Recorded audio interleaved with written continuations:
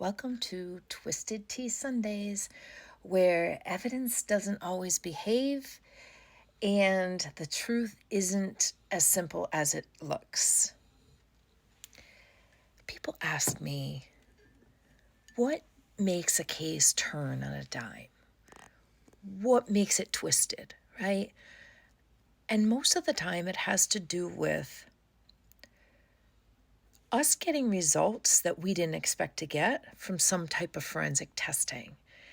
And in this particular case that I'm going to share with you, the results were frightening, not just different than what we expected, but we didn't need to just know whose DNA it was. We needed to know how it got there and why it was mixed with the victim's DNA. In 2009, Ani Lay was a Yale University student who was doing research in a laboratory. She was brutally attacked and killed inside her research laboratory by a young man who was responsible for her mice that she worked on.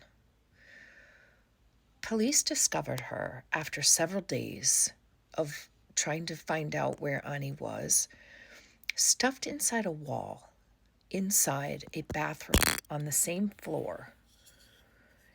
And what they discovered is DNA located inside that wall that did not come back to the suspect who they believed committed the crime at the time.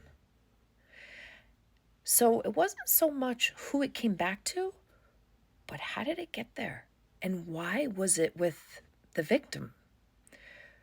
What they discovered is that a worker from 9 years prior who had been hired to work on the original building project had left his DNA.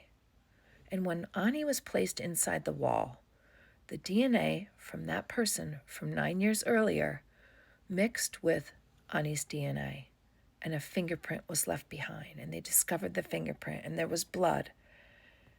And so we fully expected it to come back to the person we thought was responsible, and then it didn't. And so they had to figure out very quickly why. So DNA is great, a great tool at a scene. We love when we get DNA of our perpetrator, of our suspect, but it's not the end-all be-all of a case. And the interpretation of the results are so important. You need to make sure that you're understanding not just whose DNA it is, but why it's there. We need to know why it's there. We can either include it or eliminate it at that point. So in this particular case with Ani Lay, it was a real kind of lesson in learning that DNA can last a very long time in a well-protected environment, and in this case, inside a wall for 9 years.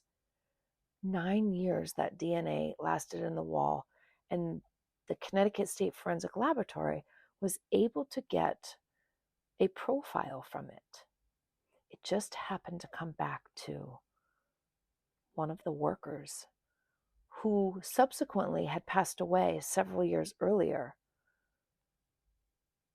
And they discovered that he was one of the employees that worked in that project a long time ago.